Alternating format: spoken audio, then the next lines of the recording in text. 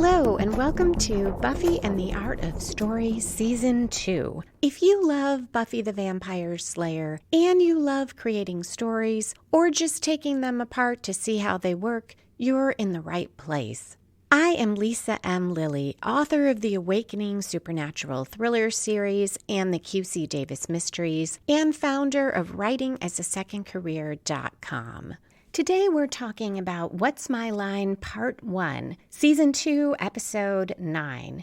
Because it is the first half of a two-part episode, we will cover the major plot turns only up to the midpoint. I'll also talk about more ways to keep exposition interesting, something that Buffy does so very well, showing how high the threat level is through a change in our core character's behavior and using body language to show emotion and vulnerability. As always, there will be no spoilers except at the end to talk about foreshadowing, but I'll give you plenty of warning. Okay, let's dive into the Hellmouth.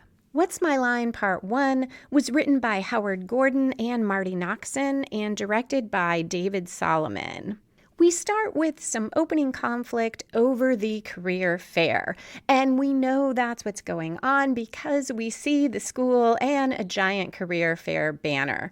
Xander and Buffy sit at a table. Xander says, "Are you a people person or do you prefer keeping your own company?" "Well, what if I'm a people person who keeps his own company by default?" Buffy tells him to choose none of the above, but there's no box for that on the quiz or test that they are filling out with their number 2 pencils. Willow joins them. Not surprisingly, she is curious and excited to find out what she might do for a career. In the DVD commentary, Marty Noxon commented on something that I think I noted an episode or two back, which is that the characters have a lot of spaces at school where they sit around and talk. And she said that's because while we see them talking about school a lot and at school a lot, they don't actually go to classes very much. So they needed all these different areas for Buffy and her friends to hang out. We get another nice set of quotes. Buffy says, "Do I like shrubs?" Xander says, "That's between you and your God." Buffy, though, is not in much of a mood for jokes. She says it's all Mootsville for her. She's only doing this because it's Snyder's latest hoop for her to jump through. Willow asks, isn't Buffy curious about what she might do if she weren't the Slayer? And Buffy says, why go there? Her future is a non-issue. At 2 minutes 92 seconds in, we switch to Drusilla and Spike. Drew is drawing tarot cards. It is a custom deck that's very striking. Spike tells a vampire with glasses, whose name we find out is Dalton, to read a passage again from an old manuscript. He reads it, but it's in Latin, and when he translates, it makes no sense. Spike punches him and yells and rants. Drew wants to dance, and he snaps at her. Then he apologizes, but says this manuscript is supposed to hold her cure, and even Dalton, the big brain, can't make heads or tails out of it. So he is very frustrated. This is the first great example of getting exposition in through conflict, something we have seen done over and over in the show. And it's so nice because it also tells us a little bit about Dalton, who seems so nervous around Spike. It makes Dalton very human. Drusilla says that it kind of holds Spike back from threatening Dalton further and says the reason that Dalton can't do anything with the book is that there is a key. It's written in code. And she turns over another tarot card that shows a mausoleum on it and tells him that's where the key is. They are both very happy, so now they will dance. This is at 4 minutes 42 seconds in, and it is our story spark or inciting incident. It sets off the main plot of the story, and it comes about 10% into this specific episode, and we go to the credits. quick side note, I had mentioned before that when I'm dictating my notes into my iPhone, it does some fun things with names that it doesn't know. And Drusilla, just in that little section, first was written out as your syllabus and then as Gazella. Lots of other fun ways it construes Drusilla, but I'll just share those too. We also get from Marty Noxon on the DVD commentary some thoughts about Drusilla's illness. It's there to give Spike major motivation because the two have such a strong relationship. She refers to the illness as the MacGuffin, which is something that the writers use that seems important and it moves the plot along, but it is a device as opposed to an end in itself. She also mentioned that Dalton is a character that she called an ongoing surprise. She says he was probably meant, as far as she can remember, to be a one-off character. But either they really like the actor or the character, and so they kept bringing him back. In the spoilers, I'll talk about another character who turns out to be pretty major in the later seasons, who they thought would be a one-off. Back from the credits, Buffy walks in the cemetery alone and hears sounds coming from a mausoleum. She peeks in through the slightly open door and sees Dalton chipping away at something. She waits outside for him to leave, planning to confront him. But another vampire sneaks up behind her.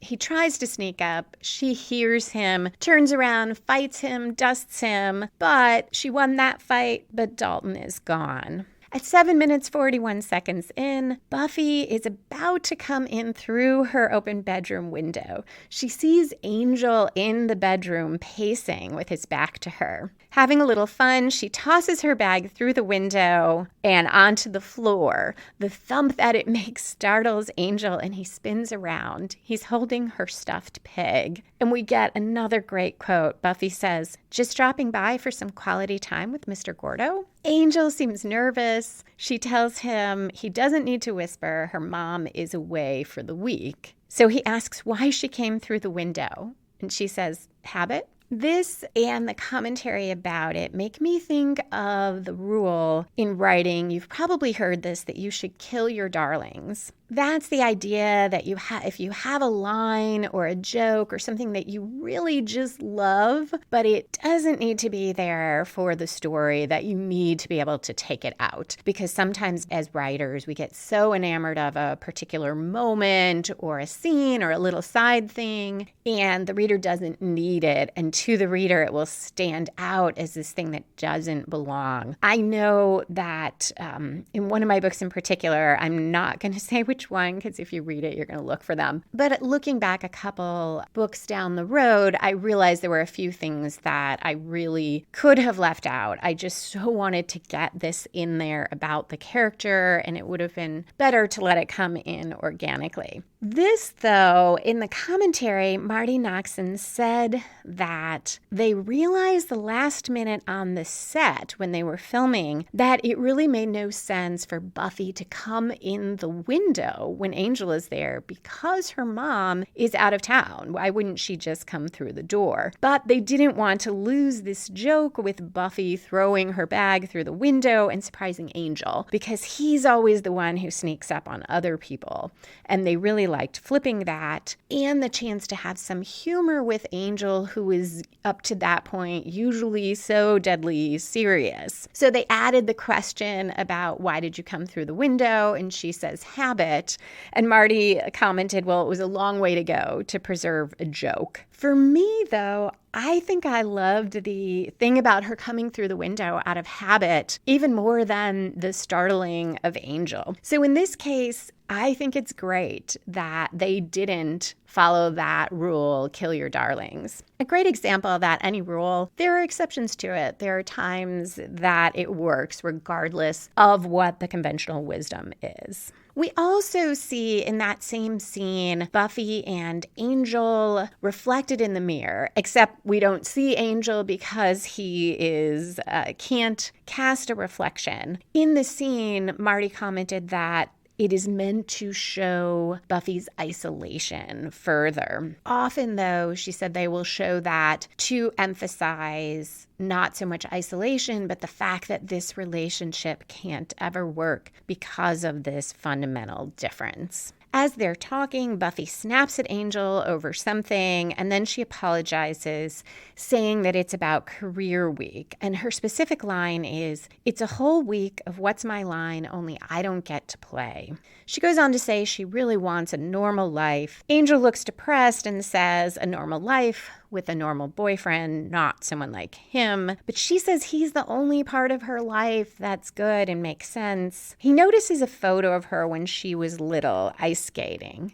And she says she loved ice skating as a kid. Her parents were fighting a lot, and it was her escape. He tells her he knows about a rink that's closed on Tuesdays, which is tomorrow. And she is very happy about that. At school the next day, Cordelia finds out she could be a personal shopper or a motivational speaker, which really seems to fit. And she laughs at Xander because the printout says he has a future as a prison guard. There's nothing on there for Willow, which really upsets Willow. She was so looking forward to finding out, and she's puzzled why she wasn't included. Buffy is assigned to a law enforcement professionals seminar. In the library, Buffy helps Giles steady a huge stack of books that's about to fall over. And Giles tells Buffy he has been cataloging the Watcher diaries. Giles says, "You'd be amazed how numbingly pompous and long-winded some of these Watchers were." And Buffy says, "Color me stunned." She tells him she saw the vampires stealing and then says, "Giles, you're in pace mode. What gives?" He's upset that she didn't try to figure out what was stolen, and she figures it was just the usual vamp hijinks, but he says, what if it was important? Buffy gets irritated with him and says if he doesn't like the way she does her job, he should give it to someone else. Oh, wait, he can't. She's the only one. She didn't pick this job, it chose her. We switch to Spike and Drew. They're studying a large ornate cross that Spike is holding with a cloth so that it doesn't burn him. Dalton says how the Slayer almost ruined it. Spike raves and kicks things. He's afraid that they'll never find a complete cure for Drew. But then he has an idea. He needs to bring in the big guns, the Order of Taraka. Drew says they'll be at her party, and she shows 3 tarot cards. Dalton gets very nervous, which helps get in some more exposition because he is commenting about the Order of Taraka and how frightening they are. And he says, "Isn't that overkill?" And Spike says, "No, I think it's just enough kill." We are at 15 minutes, 56 seconds in, but remember this is a 2-episode arc, so we haven't yet reached the 1/4 point of the double episode story. So while this is somewhat of a turn in the story that Spike gets this idea, we'll look for the major plot turn at about 22 minutes in. Back at the career fair, Principal Snyder is looking for Buffy, who has just gone off somewhere with Giles. Willow tries to cover for her, but Snyder remains suspicious. A man in a business suit touches Willow's arm and asks her to come with him. He sounds very serious. He takes her behind a set of curtains to a closed-off area. Classical music is playing. Someone offers her a tray of canapes. The man is a recruiter for the world's largest software concern. They've been watching Willow, which makes total sense given how much hacking we have seen her do so far. He also tells her they are very selective. Only one other student met their criteria. The camera pans and we see it's Oz, so they are finally going to meet. He is clearly happy to see Willow, and he offers her a tray of appetizers and says, "Canapé?" At the cemetery, Giles is breathing hard, trying to keep up with Buffy, who is walking fast on purpose. He tells her she is being immature, and he tries to reassure her about career week. He says she can find some other employment just the way he did. He's a watcher and a librarian. She points out it's different. Those two things go together. No one is going to find it strange that he spends a lot of time with a bunch of dusty old books. And then he says, "What about law enforcement?" And she glares at him. At the mausoleum, they find a reliquary inside. Giles explains that that's the word for this small sort of vault-like thing that houses relics, like a saint's finger or other body parts. And Buffy says, note to self, religion, freaky. I went to Catholic Mass all the time as a kid. My parents were very strong Catholics, and they did talk about relics, but they were talking about medallions that people wore, or sometimes statues, or maybe pictures of certain saints. I had no idea that relics also were body parts of saints. I was so intrigued by this that it eventually ended up as a small part of my supernatural thriller series. At 21 minutes, 9 seconds in, Giles says something is coming and he can guarantee it's not good. At 21 minutes, 21 seconds in, we get what I see as our 1/4 twist. This is the plot turn that spins the story in an entirely new direction, but comes from outside the protagonist. And here it is the arrival of the assassins from the Order of Chiraka. Before this point, the story is about the career fair and Buffy trying to find out what Dalton was up to. Now it will be about Buffy and her friends trying to deal with this new and very serious threat. We see a bus pull into the Sunnydale bus terminal. A large white man with a scar and long hair gets out. He's wearing boots and he just looks ominous and frightening. Then on Buffy's street, we see a different man. He's also white. He's not ominous in any way. He's carrying a briefcase. He's wearing a trench coat.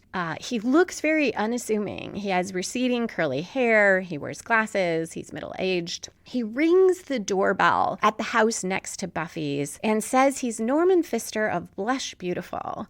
He tells the woman who answers that he's not selling anything, but he's just offering some free samples. The neighbor says free and lets him in. The door closes, and about 22 and a half minutes in, we hear a scream. That scream fades into a screeching sound as we see in the next scene an airplane landing. In the cargo hold is a young, pretty black woman. She kicks and knocks out a uniformed airline employee and climbs out of the cargo hold. At the library, Giles tells Willow, Xander, and Buffy that Dulac, the monk whose mausoleum they were in, invented the Dulac cross. He previously told Buffy that the Vatican had excommunicated Dulac, partly because he wrote a book of spells that were dangerous. And that is the exact book that the vampire stole from Giles' library back in Lie to Me. Giles explains that the cross was created to read the book. Buffy calls it a basic decoder ring. Xander jokes about the actual name of it, which is the Dulac cross.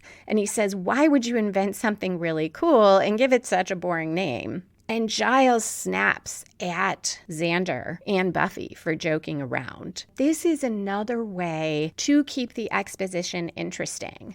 In the commentary, Marty Noxon said she always felt bad for Anthony Stewart Head, who plays Giles, because he had to deliver so much exposition. They also called the library the death set because it was so easy for it to become boring with people just sitting around and talking. Also, the set itself remains pretty much the same from episode to episode. So they did things to try to keep it visually interesting. For instance, like that earlier scene where Buffy helps Giles steady this stack of books that's about to fall over, and there are similar stacks all over the table in that scene. Here they are sitting and talking, but they use humor and joking around to break up the exposition. Marty also said that Anthony Stewart Head has such an air of authority that it helps sell the exposition. And the last thing she said is that they also got away with a lot of exposition by calling it out at times and making fun of it. Now Giles says that Dulac destroyed all the crosses he made except the one buried with him. The group speculates that maybe it's because Dulac realized how dangerous the book was. Giles says they need to work late figuring out what that book contained, that the vampires are so interested in it. Willow's excited and says research party, and Xander tells her she needs a life in the worst way. Another good example of a joke breaking up the exposition. Buffy leaves, promising she'll come back tomorrow. She claims she's not good with book research anyway, and she needs to get some rest, and she has somewhere to be. Next, we see her skating. Marty Noxon said that the ice skating part of the plot was inspired by Sarah Michelle Gellar. She's a good skater, and she listed ice skating on her actor's resume. I found that really interesting because I had thought perhaps something about the ice skating appealed to Joss Whedon, because I am also a fan of another show he produced, Agents of S.H.I.E.L.D. And in that show, another character, like Buffy, says she went through a serious Dorothy Hamill phase and she loved ice skating as a kid. But apparently it initially was inspired by Sarah Michelle Gellar. Buffy looks very serene as she skates and does some turns and spins. Then when she's ready to stop, she slides and falls a little bit, landing with her back against the side of the rink. The big guy we saw getting off the bus attacks her from behind. They fight. Things do not look good for Buffy, but Angel comes in. He's in vamp face. He starts fighting, and then the guy gets Angel against the wall, but Buffy fights him off. She kills him by kicking and slicing his neck with her skate blade. The scene changes, and Drusilla turns over the card that looks something like that assassin. There are 2 cards left, and Spike says he's not worried. All they needed was to buy some time, and they just need a little more of it. They're close to decoding the book.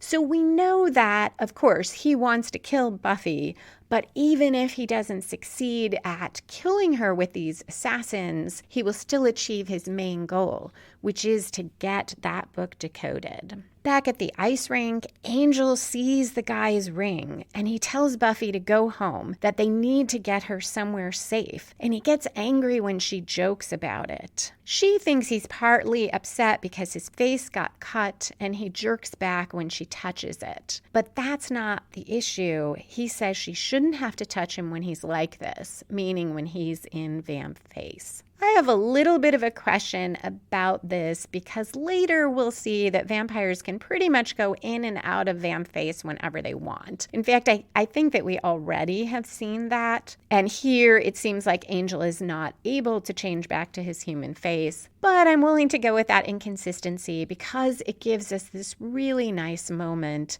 where Buffy says she didn't even notice and she kisses him. The young woman from the cargo hold watches from a distance. On the DVD, Marty Noxon commented that this scene showed that Buffy had finally really accepted Angel's vampire side. She's not afraid of him anymore. And we saw in the pilot when she was bad that she did feel wary of him and concerned because of his vampire side. Also, Marty commented that this was a scene they needed for the plot because they needed the young woman from the plane, whose name we'll find out is Kendra, to see Buffy kissing a vampire. But there was no way that Kendra could know from a distance that he was a vampire unless he was in vamp face. So the scene came about due to a very practical need in the story, but led to this wonderful emotional moment for Buffy and Angel. At the library, Buffy shows Giles the ring, and he tells her about the Order of Taraka, and that they are deadly assassins and bounty bounty hunters. He tells her their credo is to sow discord and kill the unwary. Giles yells at Xander when he jokes around about it,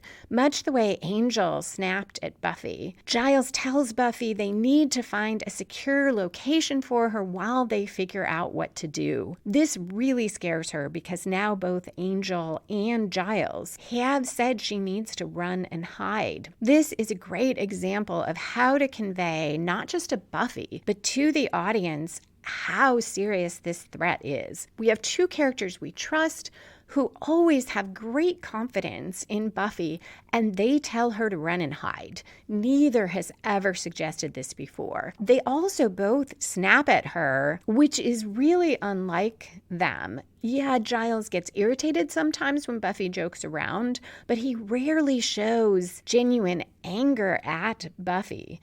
Same thing for Angel.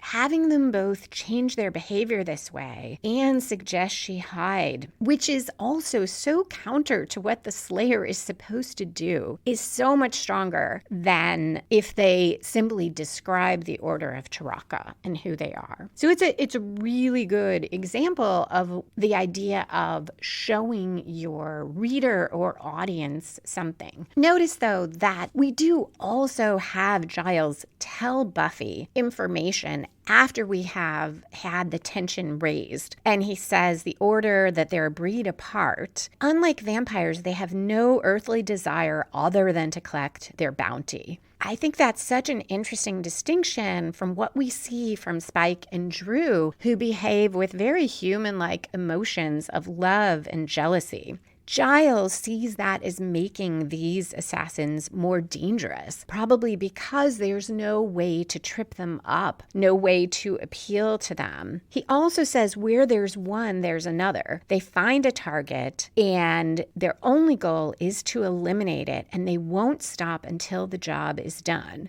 Some are human, some aren't, so Buffy won't know who they are until they attack. We switch to the neighbor's house, so now we're going to see an illustration of that because there are worms everywhere, and they are gradually forming back into Norman Pfister, who is drinking a cup of tea. Marty Noxon mentioned that when you use animals in the show, they're trained animals, even if it's worms. So they had a worm wrangler on set, as well as someone else there to make sure that no worms were hurt. She also referred to this character as the Bug Man, and the worms do look a little bit like elongated bugs. We next see Buffy walking in the hall at school. We can tell from her body language how vulnerable she feels. She has one arm over her stomach. She startles at every loud noise. She's peering this way and that whenever anyone makes any sort of move or even looks at her. We see this woman police officer look over at her, and Buffy kind of jerks away. She hones in on a man who pulls out a comb. Discordant music plays in the background, and Buffy is walking very slow, which is very much not like her and such a contrast to her with Giles in the cemetery when she was walking so fast Giles couldn't keep up with her. Oz walks up behind Buffy and almost overtakes her. She spins, grabs him by the throat, and pins him against the wall and says, "Try it." And Oz says, "Try what?" Buffy apologizes. Oz says, "I'm still not clear what I'm supposed to try." Buffy apologizes again. As she runs off, Oz says, "Intense person." We cut to Buffy walking alone on the street in the dark. She pauses across from her house and looks at it. It's dark, and she leaves. In the library, Giles is worried about Buffy because she just took off. Xander says there's no answer at her house. Giles says maybe she unplugged the phone, but Xander tells him no, it's a statistical impossibility for a 16-year-old girl to unplug her phone. Willow nods. Giles says maybe he scared Buffy with his intense warnings, and Xander says, "You think?" Willow reassures Giles that it's good that Buffy took him seriously. Buffy, in the meantime, has gone to Angel's underground apartment, and he's not there, showing even more isolation for Buffy. She looks around his place a bit. I love the way it's decorated. It is mostly underground. We only have, I feel like, a couple windows up at the top. It's dark, the lighting is indirect, and we see these beautiful sculptures. One is in a glass case, and there are paintings arranged very artfully on the wall. Marty Noxon in the DVD says they really thought about Angel's home and the fact that he'd lived hundreds of years. So they figured he would have accumulated a lot of artwork from different time periods. This is a great example of showing something about the character and reminding the audience of his background by carefully choosing his surroundings and where he lives. Buffy is wearing a flannel shirt over a tank top. She sits on the bed and sighs and lies down, curled up on her side, almost in a fetal position, more body language showing how vulnerable she feels. Angel is at a dive bar.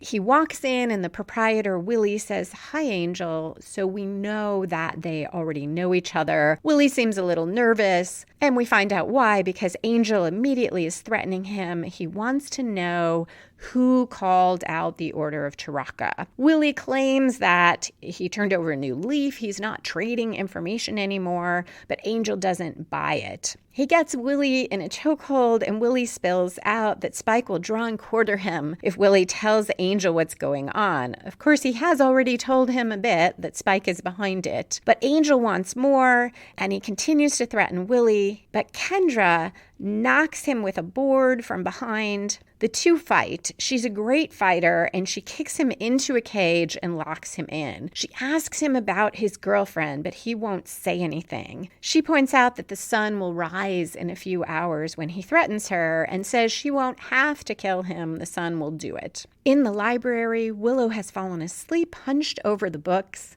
Giles wakes her, and she says something about, "Don't warn the tadpoles." She's very confused, and she says, "Giles, what are you doing here?" And he tells her she fell asleep, asks about the tadpoles, and she says she has frog fear. Giles has found something. He calls Xander, who has gone home, and tells him to go to Buffy's house to check on her.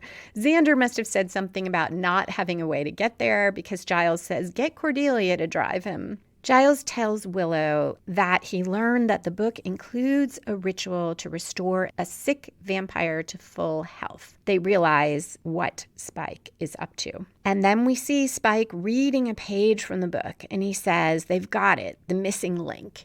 And Drusilla says, "It was right in front of them the whole time." This is a great story question. Before, we were in suspense to see if Spike would succeed in getting this translation. Now we have raised another question of what is the missing link? What do they still need to make this work? And how is it that it was right in front of them? That is a great example of a question to keep the reader coming back to part 2. Cordelia and Xander bicker as they walk toward Buffy's house. Cordelia's complaining that she isn't there just to give Xander rides, and he tells her if she wants to be in the Scooby Gang, she has to be willing to be inconvenienced. I'm pretty sure this is the first reference to Scooby-Doo and the Scooby Gang that we get in the series. Fans really picked up on it and quickly started calling our core group of friends the Scoobies. As best as I can remember, we'll see as we go through, I don't know how often the characters themselves say it. Cordelia responds by saying something like, "Yes, she lies awake, hoping that you losers will include me in your group." No one answers the door at Buffy's. Xander pretty easily gets in through the front window and lets Cordelia in. He goes upstairs to look for Buffy. Cordelia is on the first floor when there's a knock on the door. It's Norman Pfister offering her free samples. She lets him in. This, too, is a great story question because we aren't going to see what happens to Cordelia during this episode. And I feel like this is the start of our midpoint reversal. So normally we will see this reversal for the protagonist or a major commitment at the midpoint, which here is going to be the end of the episode. There are a couple things that happen here that are a significant reversal for Buffy and her core team. This first is Cordelia letting one of the assassins into Buffy's house when she and Xander are there without Buffy or Angel or anyone supernaturally strong. Next, we see Angel in the cage. He is cowering against the back wall as the sun rises and shines over most of the cage. This is a bit undercut because we see that the lock on the cage is this really small padlock. And Marty Noxon commented on the DVD about how disappointed they were when they did filming and saw that it was this tiny lock. She said it's very inconsistent how strong Angel is. Sometimes he can move mountains, and other times a bicycle lock stops him. This is an example of one of those things that I assume they needed to film a certain amount that day. There wasn't time to go and get a different lock, one that would look serious enough to keep Angel in. We switch from that scene where we know Angel is at the point of death to Buffy. Waking up, she's still in Angel's bed. The sunlight shines in her eyes and she opens them just as Kendra attacks her. Buffy says, "You must be number 2, meaning the assassins, because she doesn't know about Pfister. So she's aware only of that first guy she fought in the ice rink. They fight in the middle of Angel's place, and they have a somewhat similar fighting style. Sometimes one gets the better of it, sometimes the other, and finally they reach a point where they are facing each other almost in the same fighting position, and Kendra says, "Who are you?" Buffy says, "Who am I? You attacked me. Who the hell are you?" And Kendra says, "I'm Kendra, the Vampire Slayer." And we cut. What a great hook to end on. This is such a major story question. Is Kendra really a vampire slayer? She says it with such conviction. She clearly believes she is. So how can there be another vampire slayer? And what does it mean? Wonderful end to the episode. There are a few other things from the DVD commentary that I didn't want to interrupt the flow of the story for. First, these custom tarot cards that are so striking. Marty Noxon. She says this was her first, what she calls Harold and the Purple Crayon moment, where she created something in the script and described it, and a few days later, there it was on the set. I really love this because just last week, I was thinking about what was the first book that I felt this sense of wonder over that really drew me into a magical world. And it was, when I was a kid, Harold and the Purple Crayon. If you have never read it, it is worth looking at even as an adult. It's a picture book. And as you might guess, this little boy gets a purple crayon that whatever he draws becomes real. As some of you know, in Illinois, we have right now a shelter-in-place order. So everyone is looking for ways to entertain themselves while they're at home. And I thought it might lift my spirits to see this book again. So I went ahead and ordered it from a children's bookstore that one of my friend's daughters runs. He had put something out there asking that people place orders to help support local bookstores. So it seemed like a great way to support the store and do something fun and revisit something from my childhood. I just got the book yesterday. It is beautiful, and I will put a link in the show notes to Flashlight Books in case you would like to do something similar. Once I've gone through the book, probably I will donate it to our local open books in Chicago. They support literacy. That is it, other than spoilers. If you are not hanging out for that, thank you so much for listening, and I hope you will come back next Monday for What's My Line Part 2.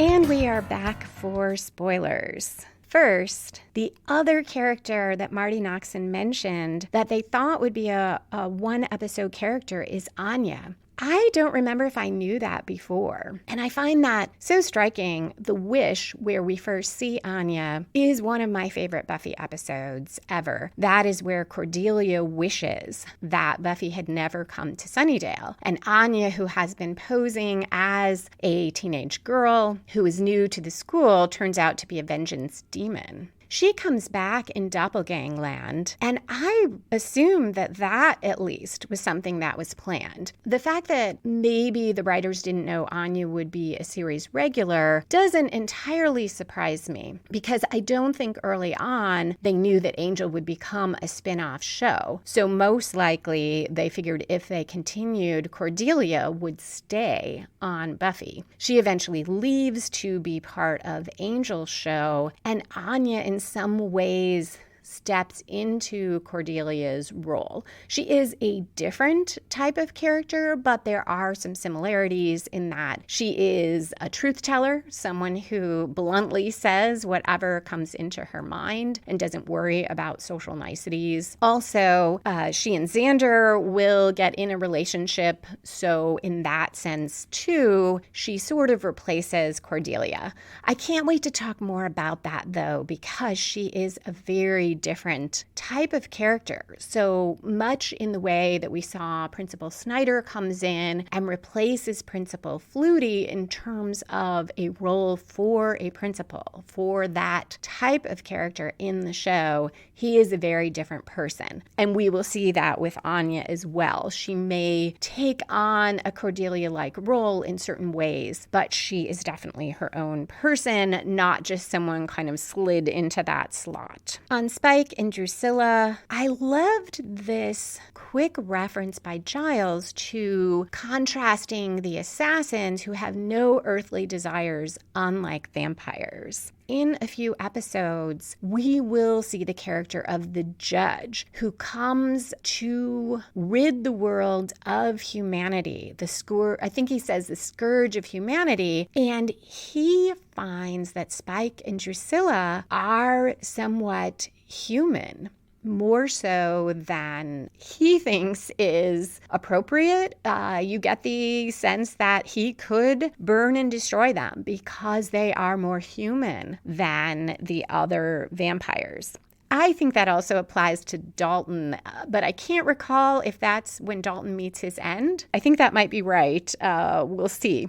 But it's interesting that Giles makes this little comment here about vampires in general having earthly desires. So we'll probably talk more about how that plays into the whole issue with the judge when we get there. I also love that we get this glimpse of this woman cop in the hallway. I am sure that's something I didn't notice other than it shows Buffy's paranoia. But then when we see her again on career day and it turns out she is one of the assassins, I just love how well that fits. Because yes, Buffy was being paranoid. She was wrong about the guy with the comb. She was wrong about Oz, but she was right about that cop. And a quick fun foreshadowing when Willow says she has frog fear. In the episode later in the season where Buffy is in the hospital with a really bad flu, Willow will distract the orderlies by pretending that frogs are crawling all over her and basically pretending to have kind of a psychotic break or episode so that they think she is the escaped patient, not Buffy.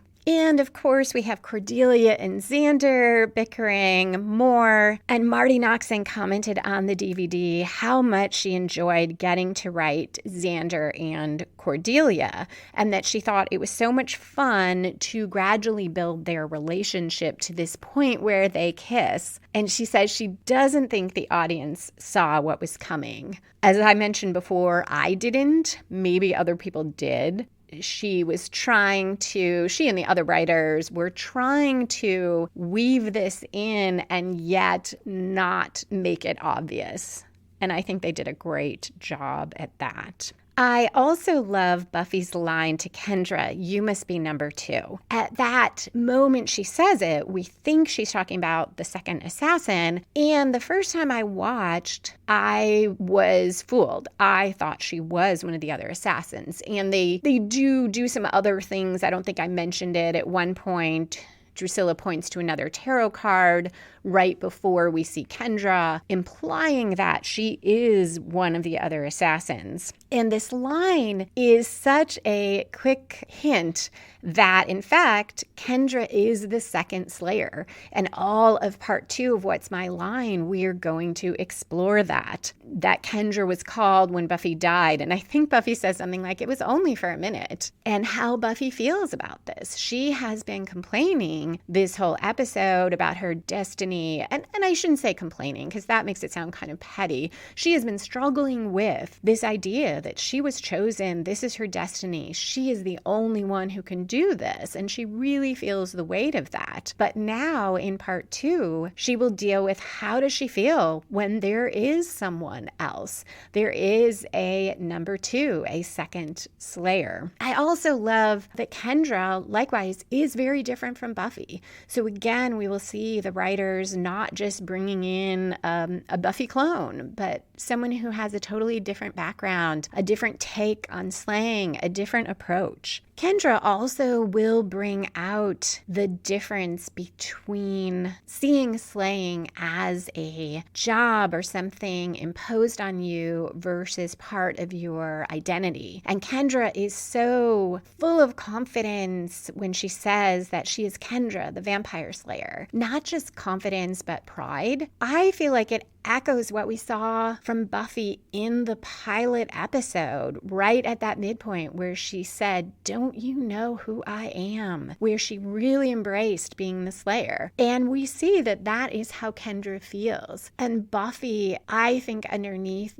does still feel that to some extent, but she also is really struggling with this being imposed on her. So it's wonderful that Kendra's intonation, the way she feels, also signals what Buffy is going to grapple with in the next episode. That is it for the spoilers. If you'd like to connect, you can tweet me at Lisa M. Lilly. That's Lisa, M as in Marie, Lilly, hashtag Buffy Story, or email me, lisa@lisalilly.com. And you can find articles on writing, time management, and publishing at writingasasecondcareer.com. Music for this episode was composed and performed by Robert Newcastle. Thank you so much for listening, and I hope to see you next Monday for What's My Line Part 2. Buffy and the Art of Story is a production of Spiny Woman, LLC, copyright 2020.